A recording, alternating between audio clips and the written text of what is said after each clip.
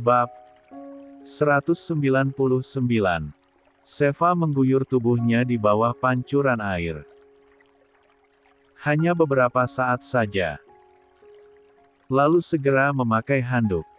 Agar cepat menolong Azam. Cara Seva memakai handuk dengan menghadapnya itulah yang membuat Azam panas dingin. Seva, sempurna. Azam kesulitan menelan salivanya sendiri karena takut lehernya bergerak dan Seva curiga. Tragis sekali nasibnya bukan? Hanya ingin melihat tubuh polos istrinya saja, ia harus berakting. Di saat banyak gadis yang sukarela melempar tubuh mereka padanya. Lah hanya berharap agar Little Azamnya tidak bangun.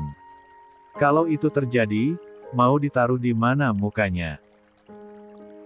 Seva yang masih panik meski sudah memakai handuk lalu berjongkok dengan wajah asam. Bangun! Bangun! Berkali-kali pipi itu ditepuk-tepuk oleh Seva. Aduh! Kok nggak mau bangun-bangun sih? Ucapnya panik. Bangun, bangun. Seva coba berdiri lalu menarik kedua kaki Azam mencoba menyeretnya. Tapi ia tak bisa dan terjatuh. Kebanyakan dosa ini sih. Berat banget. Gerutu si cantik ini. Sejenak Seva melihat sesuatu di pangkal kedua kaki suaminya. Wajahnya bersemu merah kemudian berpaling ke arah yang lain. Mencoba mengusir bayangan tak layak dibayangkan. Kebetulan netra coklatnya menangkap sebuah minyak kayu putih yang ditaruh di meja rias. Langsung saja ia bangun dan setengah berlari mengambil botol berwarna hijau itu. Kemudian membuka tutupnya sambil menuju ke arah Azam yang masih tak sadarkan diri. Berjongkok kembali dekat kepala Azam. Nahas, karena saking paniknya, minyak kayu putih yang seharusnya hanya cukup ia tekan sedikit, lah tekan. 144. Dengan sepenuh tenaga hingga minyak itu pun terkena hidung dan bibir Azam. Uhuk! Uhuk! Uhuk! Azam bangun karena tak tahan dengan rasa perih di bawah hidung dan bibirnya. Bahkan beberapa tetes masuk ke mulut. Aduh! Kamu gak apa-apa? Tanya Seva lebih panik dari yang tadi. Azam duduk masih terbatuk dan menyeka minyak itu dari bibir dan hidungnya. Mau minum? Iya, mau minum. Tanya Seva lagi. Azam menggelengkan kepala. Menghirup nafas sebanyaknya. Enggak usah. Tapi kamu gak apa-apa. Kembali pria itu menggelengkan kepala. Mencoba tersenyum lirih. Netra abunya berkaca. Gak apa-apa. Andai masih ada hukuman lain, aku masih kuat nerima kok. Asal dapat maaf dari kamu. Seva terdiam beberapa saat sebelum menjawab ucapan suaminya. Aku gak pernah bermaksud menghukum. Aku refleks gak sengaja tadi. Abis kamu buka pintu kamar mandi langsung aja. Aku pikir orang lain. Siapa berani masuk kamar kita? Tanya Azam lembut. Wajahnya sangat memelas membuat Seva makin tak tega padanya. Aku minta maaf ya. Ucap Seva tulus dan jujur. Terlihat sekali kalau dia merasa bersalah. Hinggalah mau menangis saja. Dia merasa kalau sangat keterlaluan setelah menamparkan Azam kemarin, kini ia melempar dengan botol ke dahinya meski tak berbekas, namun berhasil membuat pria itu tak sadarkan diri untuk beberapa saat. Padahal suaminya tak sengaja masuk dan melihatnya mandi. Perasaan bersalahnya pun makin menjadi saat dia menumpahkan minyak kayu putih. Pasti terasa sangat perih. Jangan minta maaf. Kamu sama sekali gak salah. Jangan nangis. Ucap Azam. Boleh, aku hapus air mata kamu. Lagi, Seva tertegun. Bulir bening itu jatuh menyusuri pipi halusnya. Azam benar-benar mencoba menepati janji dengan selalu minta izin menyentuhnya bahkan hanya untuk sekedar menghapus air mata saja. Boleh. Tanyanya lagi. Trauma bikin kamu nangis. Tolong, jangan nangis lagi. Boleh. Azam tersenyum saat Seva mengangguk. Ia ulurkan jemari lalu perlahan menghapus air mata itu. Aku udah janji gak akan bikin kamu nangis lagi. Lama kedua pandangan mereka saling memaku. Keduanya berkutat dalam pikiran masing-masing. Bagi Seva, Azam terlihat lebih manusiawi jika bersikap manis seperti ini. Sangat jauh berbeda saat dia memaksanya beberapa waktu yang lalu. Di mana dia terlihat sangat menyeramkan. 145. Azam sendiri merasa terenyuh karena Seva tak trauma lagi dengan sentuhannya. Betapa bejatnya ia. Dulu sampai merusak gadis ini. Andai malam itu tidak terjadi, mungkin Seva masih tetap adik angkatnya. Masih tetap Seva yang menyebalkan dan selalu mengajak berdebat. Jarak keduanya sangat dekat. Azam tenggelam dalam keindahan netra coklat itu. Indah dan tajam. Ia sudah lama sadar kalau memang Seva secantik ini, meski Seva tak terlalu tinggi. Tinggi Seva hanya sekitaran dadanya saja. Tapi Azam maklum karena Seva tidak tumbuh ke atas. Melainkan ke dada dan bagian belakangnya. Bisa bangun.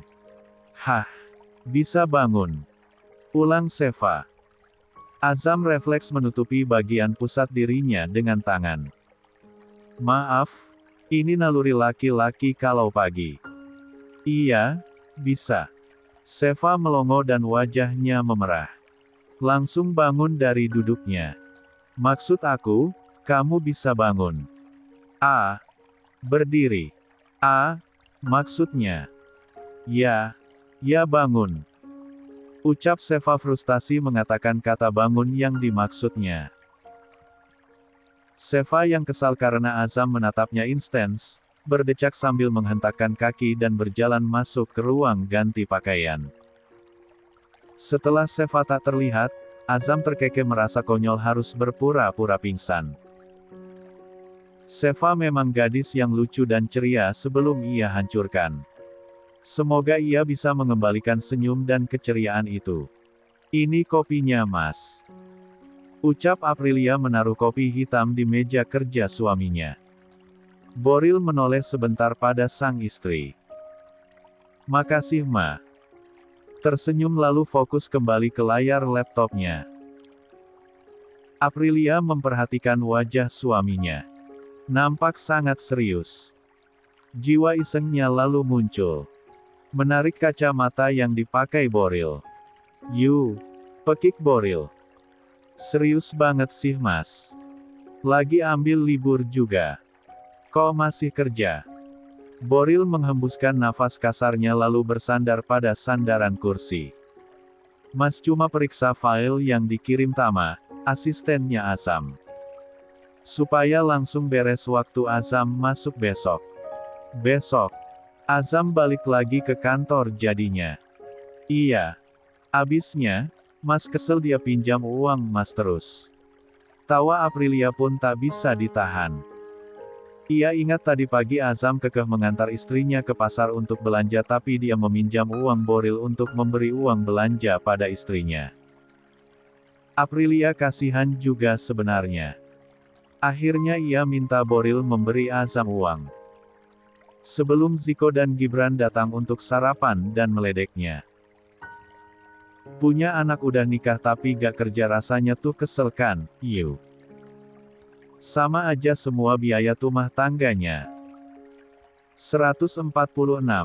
Kita yang nanggung. Kalau dihitung-hitung hutang si abang sama kita, lebih dari 500 juta sama resepsi kemarin. Keenakan dia kalau gak kerja. Mendingan papa suruh aja dia balik ke kantor. Cari uang sendiri. Aprilia masih tersenyum. Dengan manjanya, ia duduk di pangkuan sang suami. Ia kalungkan tangan kiri pada bahu suaminya lalu tangan kanan meraba wajah Boril yang ditumbuhi jenggot lebat itu. Mas itu bukan kesel. Cuma mau membuat Azam punya harga diri di depan istrinya. Ucap Aprilia. Dan Boril selalu kagum akan pemikiran istri cantiknya yang tidak pernah salah ini. Ia memeluk pinggang Aprilia mencium bibirnya sebelum bicara lagi. Ya, biar dia belajar mengelola uang dan hanya fokus untuk rumah tangganya aja. Semoga di lembar baru kehidupan dari yang sekarang dia juga menjadi pribadi baru. Menghindari hubungan toksik yang bukan hanya menghancurkan dia tapi juga keluarga kita. Gaji yang akan didapat, nggak sebesar dulu lagi. Sesuai dengan kebijakan kantor. Aku setuju Mas.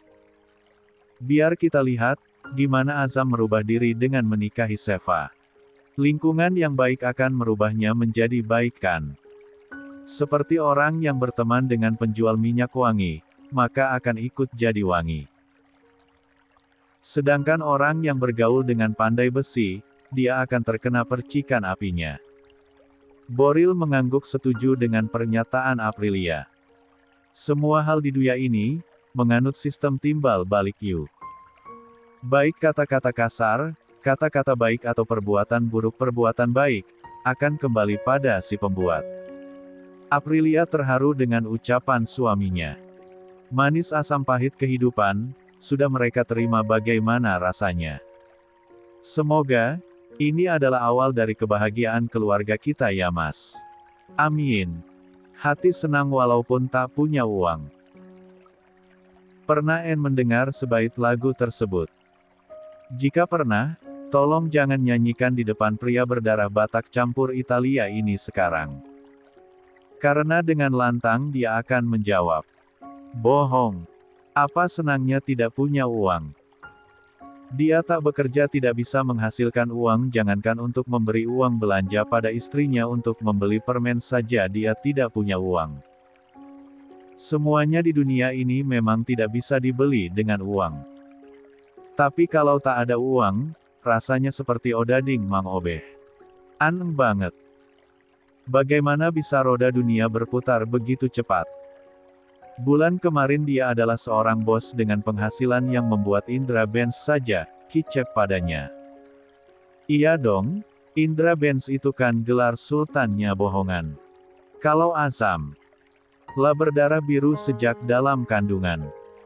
Tapi sekarang, bangsawan Italia ini harus pinjam uang demi memberi uang belanja yang pertama kali untuk istrinya.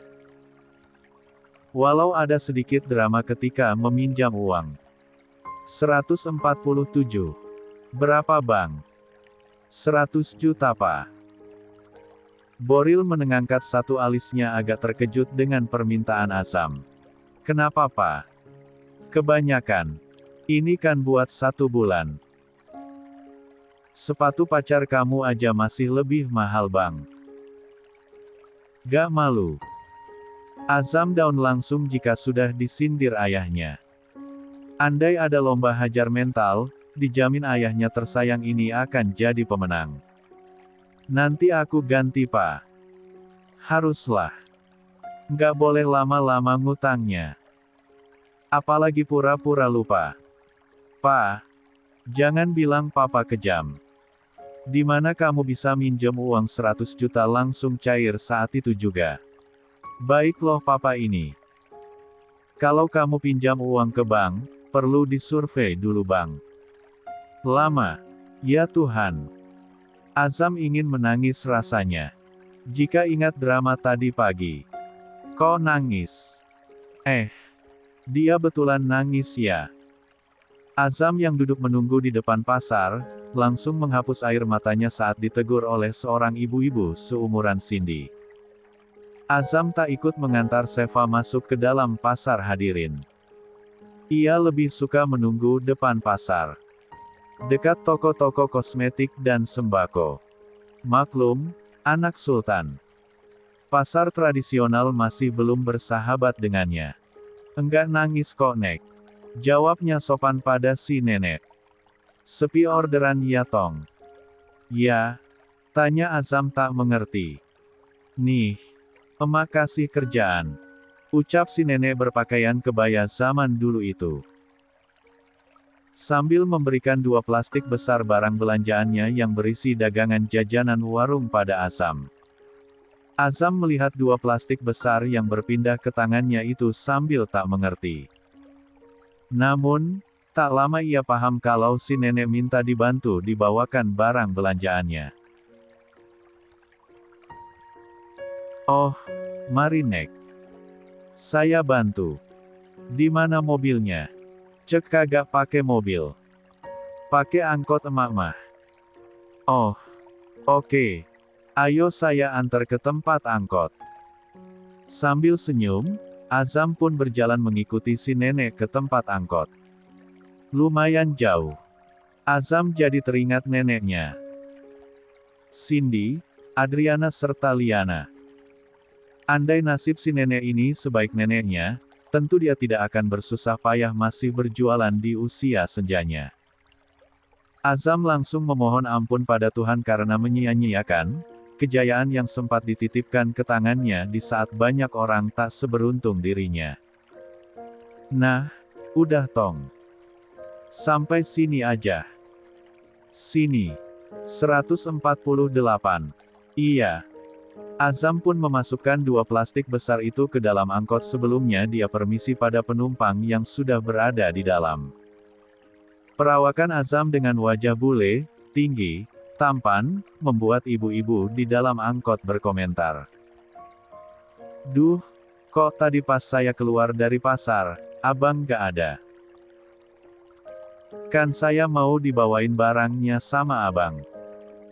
Azam hanya tersenyum membiarkan si nenek masuk ke dalam angkot dan memastikan ia duduk nyaman.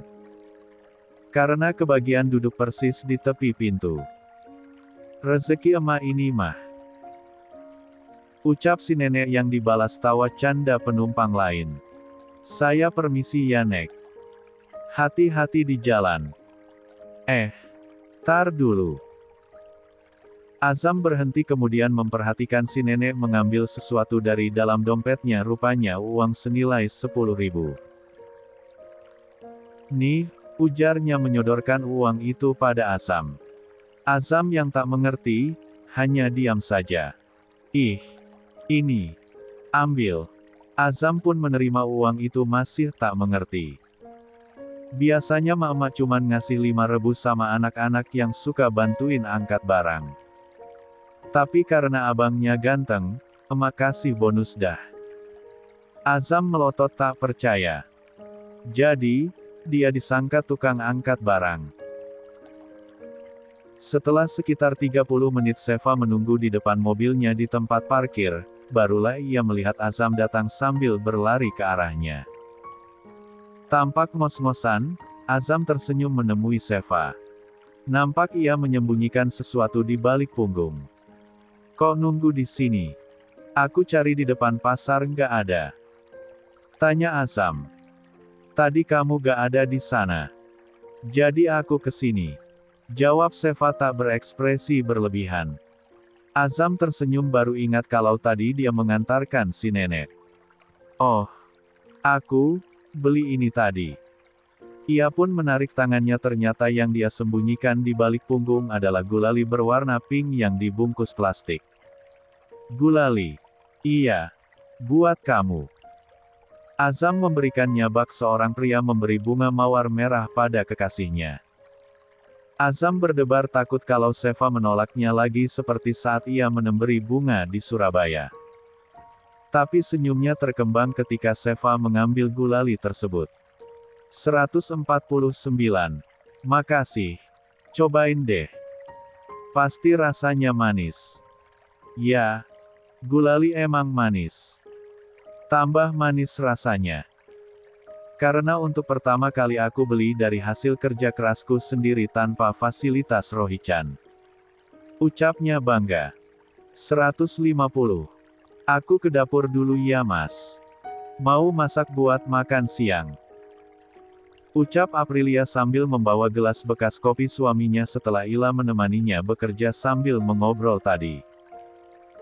"Mau Mas anter?" goda Boril sedangkan istrinya hanya terkekeh sambil menggeleng.